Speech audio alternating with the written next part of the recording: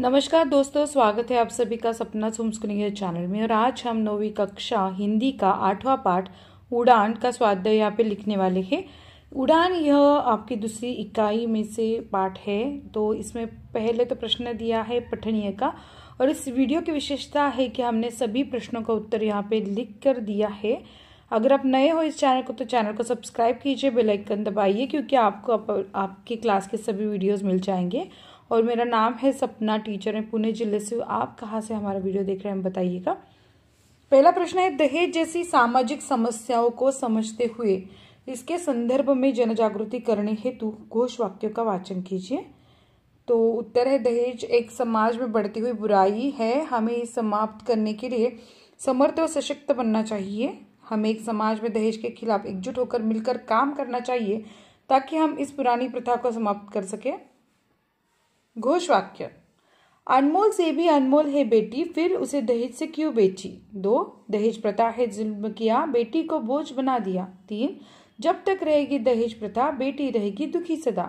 4, बेटी कोई वस्तु नहीं दहेज से जो बिक रही। 5, शादी तो एक बहाना है दहेज लेकर आना है।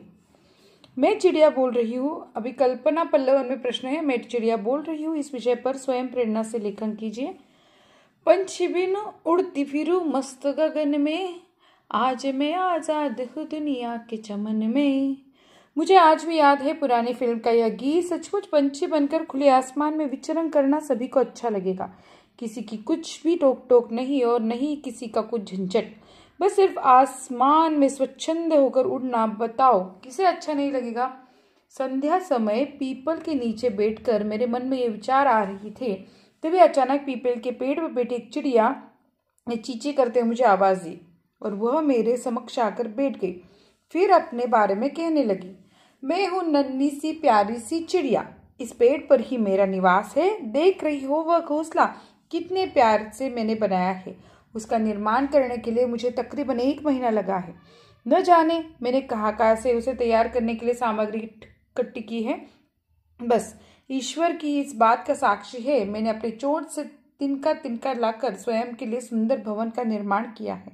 उस घोंसले में मेरे 2 अंडे हैं। अब जल्द ही 2 नन्हे मुन्ने बच्चे मेरे घर आएंगे। अब मैं उन्हीं का इंतजार कर रही हूँ। पीपल के इस पेड़ पर पहले मेरे कई भाई बहन रहा करते थे। तोता मैना आदि मेरे भाई बहन मनुष्य द्वारा निर्मित प्रदूषण के शिकार हो गए। अब इन पेड़ पर कोई तोता आकर बैठता है, न कोई मैना। तो अभी काव काव पहले जैसे सुनाई नहीं दे रही है। मनुष्य ने अपने स्वार्थ के लिए पेड़ों की अंधाधुंध कटाई की है। इसका परिणाम यह हुआ कि पक्षियों की संख्या कम होती गई। अब तो शहरों से भी पक्षी नादरद हो गए हैं। मैंने सुना है कि कुछ संस्थाएं पक्षी दर्शन जैसे कार्यक्रमों का आयोजन करते रहते हैं और करनाला पक्षी अभयारण्य जैसे स्थलों पर जाती रहती है। लेकिन मेरी प्यारी बहना, सच कहूँ तो वहां पर भी अब पहले जैसे पंछी नहीं रहे। पहले जैसे पंछियों का कलवर अब सुनाई नहीं देता है। इसके लिए इंसान की जिम्मेदार है। यह अब उसी के कार्य का परिणाम है। यदि इंसान अपने किए कराए से बाज नहीं आएगा तो भविष्य में अपने लिए गड्ढा स्वयं ही खोद लेगा। हम ही इस सुंदर धरती का अंश है। हमें भी जीवन जीने का अधिकार है। आखिर हम भी एक जीव है। इंसान को कोई अधिकार नहीं है कि वो हमारे अधिकार को छीन ले। उसे प्राकृतिक संतुलन के बारे में सोचना चाहिए। जब इंसान जियो और जीने दो इस सूत्र का अपनाएगा तब उसका जीवन ही खुशहाल हो जाएगा और यह प्यारी धरती फिर से सुजलाम सुफलाम बन जाएगी। आसपास अंतर्जाल की सहायता लेकर कोई कविता पढ़ी और निम्न मुद्दों के आधार पर आशय स्पष्ट कीजिए। कवि का नाम, कविता का विषय, केंद्रीय भाव, कविता का संदेश। मधुशाला प्रेमियों से ही रंगी है, रंगों से रंगी मधुशाला। हर बार से आगे चल, कभी ना यही बार बार नाला। जीवन रूपी प्याला देख कर जियो जी कर भर, पर कभी कभी रूपी साखी मुझसे मेरे ही रूप में बोला, तू मेरा अंत नहीं, तू मेरी मुख पृष्ठ है, तू मेरी आराध्य वस्तु, मेरी पूजा तू ही है। मधुशाला के इस छोटे अंश से ही कविता का केंद्रीय भाव और संदेश स्पष्ट हो जाता है। कवि का नाम है हरिवंश राय बच्चन। कविता का विषय मधुशाला। केंद्रीय भाव है प्रेम, जीवन का अद्वितीय और सार्थकता। कविता का संदेश है मधुशाला। हरिवंश राय बच्चन जी की अद्भुत कविता है जो एक मधुशाला के माध्यम से जीवन की अनेकता, प्रेम और सार्थकता की महत्वपूर्ण बातें साझा करती है। कविता में रूपयात्री जीवन की मधुशाला के रूप में यात्रा करते हुए दरबारी, मेजबान, दर और अन्य व्यक्तियों को मधु पिलाते हैं जो अपने अपने तरीके से जीवन को अनुभव करते हैं। केंद्रीय भाव में प्रेम का महत्वपूर्ण स्थान है जो कविता में मधुशाला के माध्यम से बयान किया गया है। कविता जीवन के अद्वितीय का एक अद्वितीय प्रेम से तुलना करती है जो हमें सार्थक और योग्य जीवन की दिशा में मार्गदर्शन करता है। कविता का संदेश है कि हमें अपने जीवन को प्रेम से भरना चाहिए, जीवन की हर क्षण को सार्थकता से भरना चाहिए और हमें अपनी यात्रा को साहित्यपूर्ण रूप में जीना चाहिए। पाठ के आंगन में सूचना के अनुसार प्रक्रिया कीजिए। सही पर्याय चुनकर लिखिए। पैरों में शक्ति हो तो उपलब्ध नभ को नापना है, उपलब्ध जल को नापना है, भू को नापना है। तो उत्तर है पैरों में शक्ति हो तो उपलब्ध नभ को नापना है।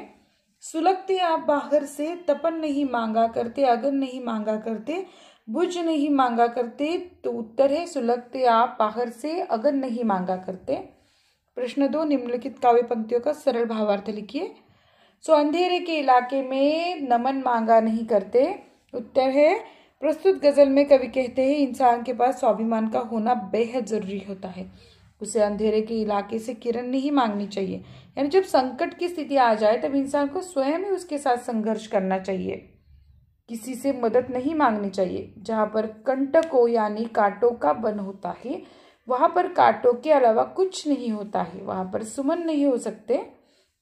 अर्थात संकट की परिस्थितियों में सर्वत्र कांटे ही कांटे होते हैं, वहां पर दुख दर्द पीड़ा ही होती है, वहां पर हम सुख की अपेक्षा नहीं कर सकते। जो व्यक्ति सचमुच आदर का अधिकारी है उसके सामने दूसरे लोगों के मस्तक अपने आप झुक जाते हैं। इस व्यक्ति को किसी के नमन या आदर मांगने की जरूरत नहीं होती, बल्कि उसे तो अपने आप आदर मिल जाता है।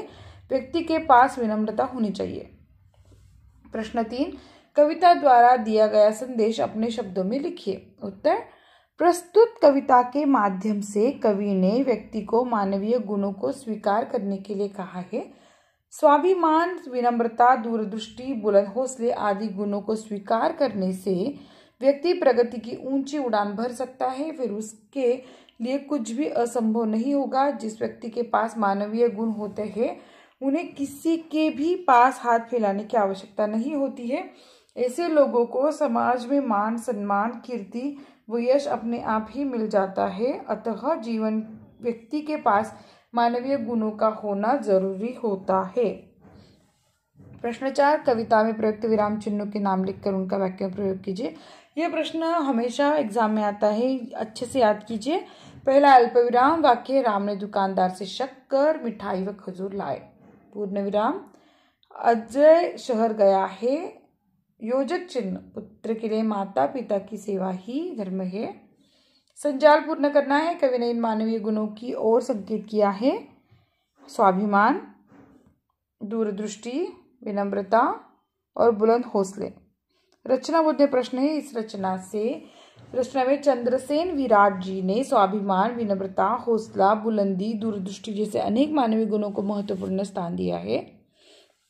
धन्यवाद दोस्तों।